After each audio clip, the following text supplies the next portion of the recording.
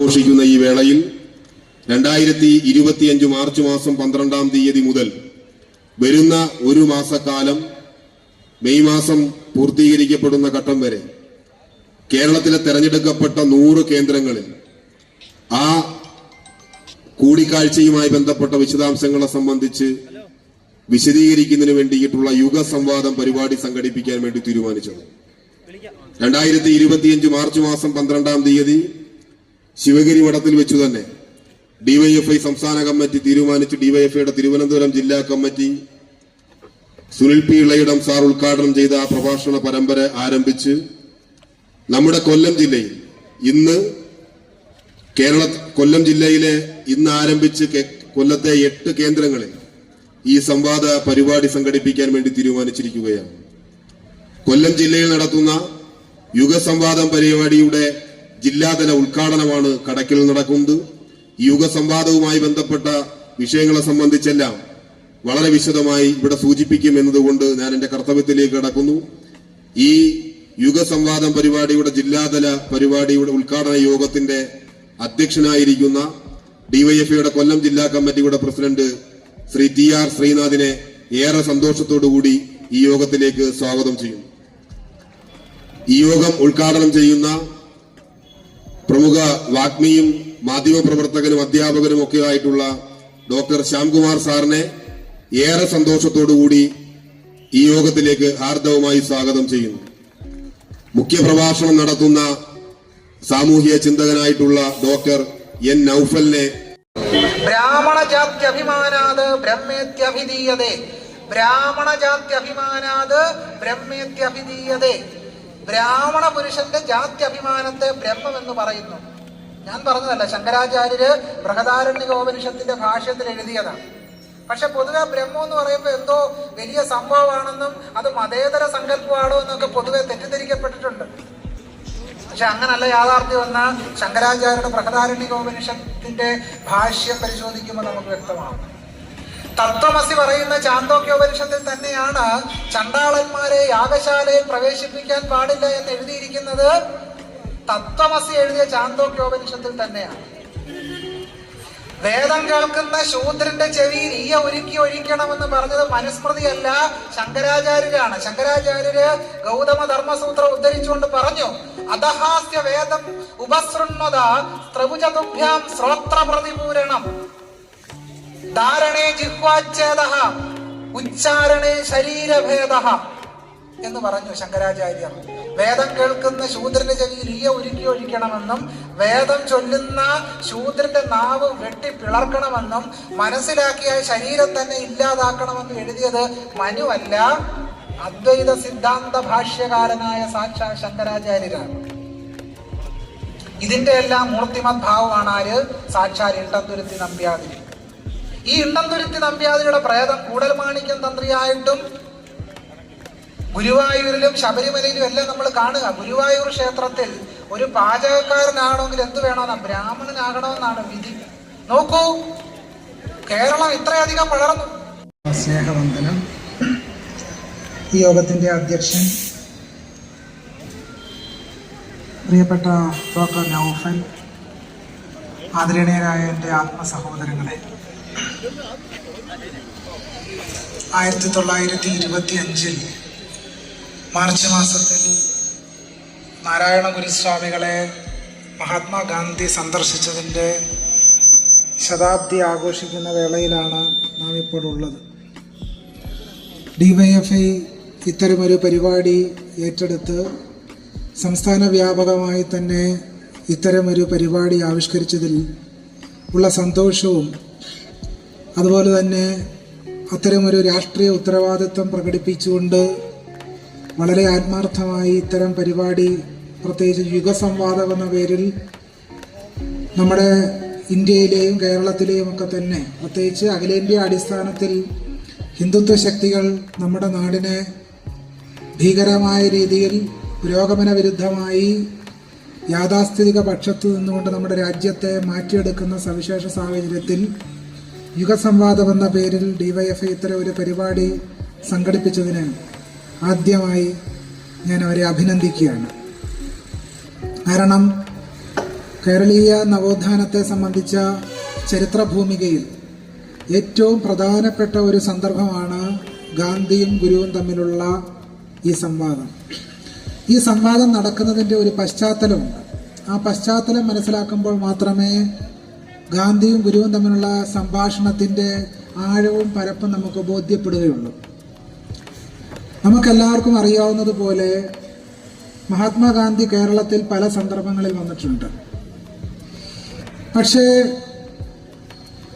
ഗുരുവിനെ കണ്ട സന്ദർഭം വളരെ ആഴത്തിലുള്ള ഒരു ചരിത്ര സന്ദർഭമായിരുന്നു. ആ സന്ദർഭം വൈക്കം സത്യാഗ്രഹത്തിൻ്റെയുമായി ബന്ധപ്പെട്ടാണ് ഗാന്ധി ഗുരുവിനെ കാണുവാൻ വന്നത് എന്നുള്ളതാണ് ആ ചരിത്ര സന്ദർഭത്തിൻ്റെ പ്രസക്തി. ഗുരുവിനെ കാണുന്നതിന് മുമ്പായി സാക്ഷാൽ ഗാന്ധി കേരളത്തിൽ വന്ന് ആദ്യം കണ്ടത് വൈക്കത്തെ ഇണ്ടംതുരുത്തി നമ്പ്യാതിരിയെയാണ് കണ്ടത്. അതിനുശേഷമാണ് ഗുരുവിനെ കാണുന്നത്. വൈക്കത്തെ സംഭവം നമുക്ക് ഏറെക്കുറെ കേരളീയർക്ക് എല്ലാവർക്കും അറിയാം. വൈക്കത്ത് ക്ഷേത്രത്തിന് ചുറ്റുമുള്ള വഴികളിലൂടെ പോലും അധസ്ഥിതരാക്കപ്പെട്ട ജനവിഭാഗങ്ങൾക്ക് നടക്കുവാൻ കഴിയാത്ത അവസ്ഥാവിശേഷം ഉണ്ടായിരുന്നു. പെരിയാർ ഇ വി രാമസ്വാമി നായ്ക്കർ പറഞ്ഞത്, പട്ടിയും പൂച്ചയും ഒക്കെ നടക്കുന്ന വഴികളിലൂടെ അടിത്തട്ട് ജനവിഭാഗത്തിലെ ആളുകൾക്ക് നടക്കാൻ കഴിയാത്ത അവസ്ഥാവിശേഷമാണ് വൈക്കത്ത് നിലവിലിരുന്നത്. അത്ര ഭീകരമായ അവസ്ഥാവിശേഷം. ഒരിക്കൽ നാരായണ ഗുരുസ്വാമികൾ വൈക്കത്ത് വന്നു.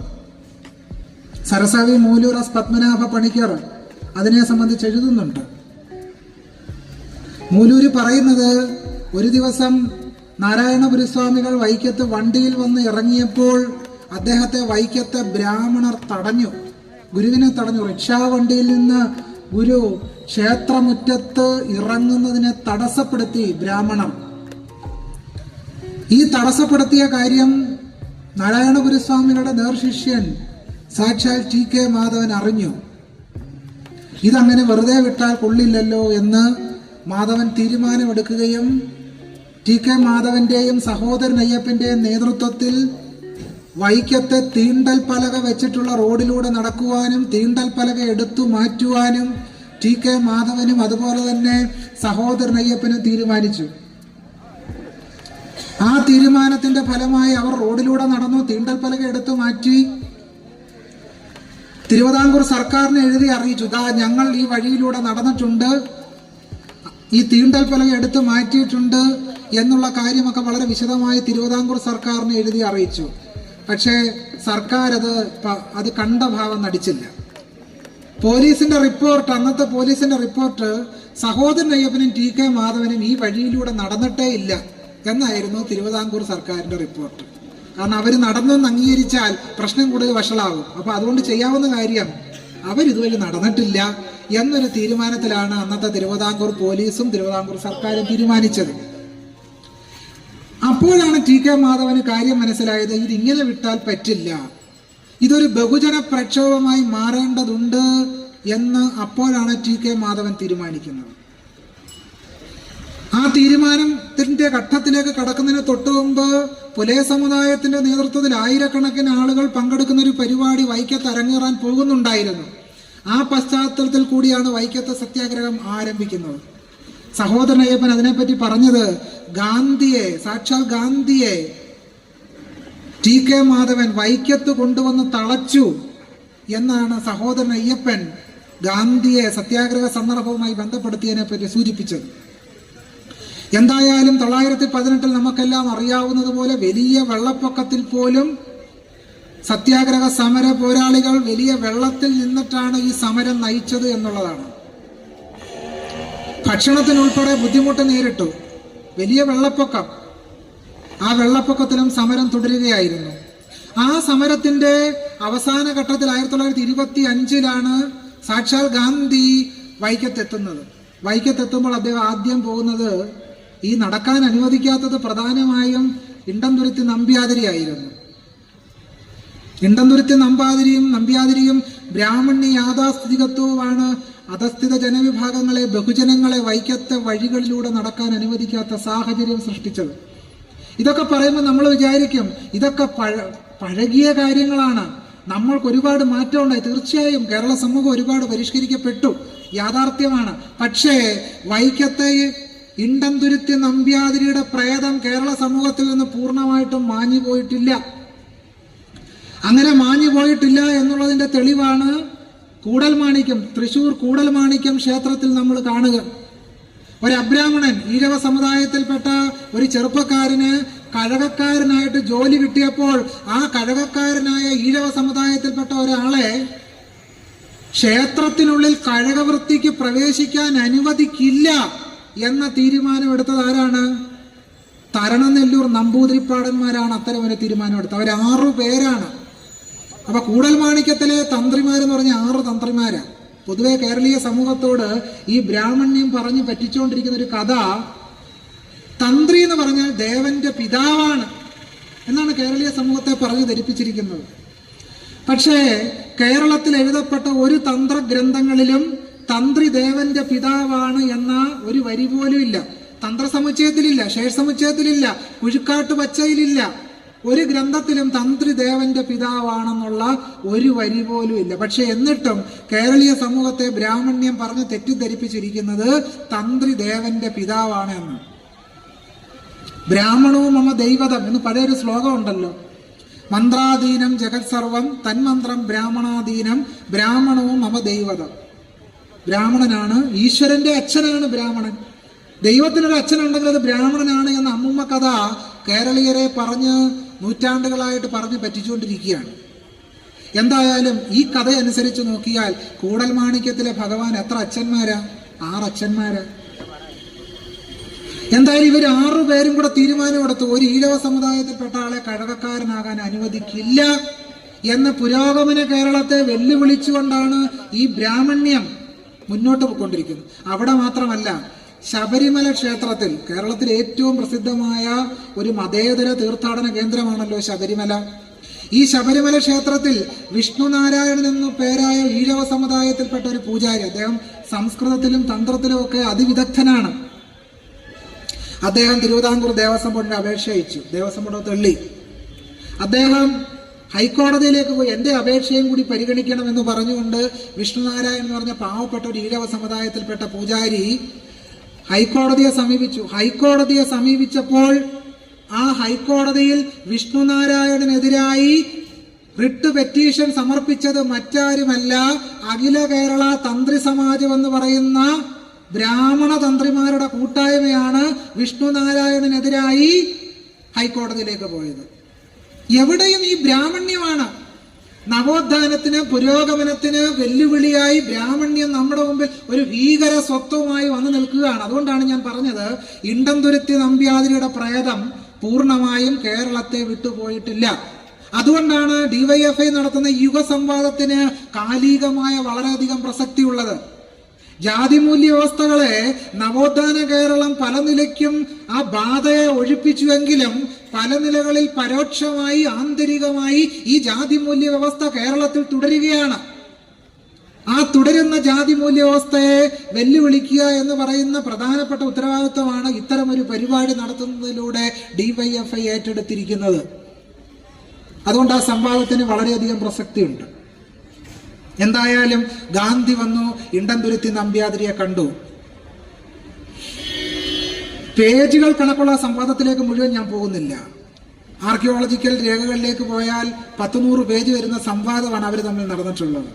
പക്ഷെ അതിന്റെ കോർ, അതിന്റെ കാതൽ എന്താണ് എന്ന് ചോദിച്ചാൽ, ഇണ്ടംതുരുത്തി നമ്പ്യാതിരി ഗാന്ധിയോട് ചോദിച്ചു, താങ്കൾ ഒരു സനാതനിയായ ഹിന്ദുവാണോ? ഗാന്ധി പറഞ്ഞു, അതെ, ഞാൻ സനാതനിയായ ഒരു ഹിന്ദുവാണ്. താങ്കൾ കർമ്മത്തിലും പുനർജന്മത്തിലും വിശ്വസിക്കുന്നുണ്ടോ? ഗാന്ധി പറഞ്ഞു, ഉണ്ട്. അങ്ങനെ താങ്കൾ കർമ്മത്തിലും പുനർജന്മത്തിലും വിശ്വസിക്കുന്നുണ്ടെങ്കിൽ ഈ അയിത്തജാതിക്കാരെന്ന് പറയപ്പെടുന്നവർ കൊള്ളക്കാരെക്കാളിലും നീചരാണ്. ഇവരെ ഈ വഴി നടക്കാൻ അനുവദിക്കാതിരിക്കുക എന്നുള്ളത് ഞങ്ങളുടെ ധർമ്മമാണ് എന്നാണ് ഇണ്ടംതുരുത്തി നമ്പ്യാതിരി ഗാന്ധിയോട് പറഞ്ഞത്. ഗാന്ധിക്ക് ഉത്തരം മുട്ടി. കാരണം പുള്ളിക്കാരൻ ഓൾറെഡി പറഞ്ഞു, കർമ്മത്തിലും പുനർജന്മത്തിലും ഞാൻ വിശ്വസിക്കുന്നു, ഞാൻ സനാതന ഹിന്ദുവാണ് എന്ന് പറഞ്ഞ സ്ഥിതിക്ക് ഇണ്ടംതുരുത്തിയോട് പിന്നെ എന്ത് പറയാന്? നിങ്ങൾ ജനറൽ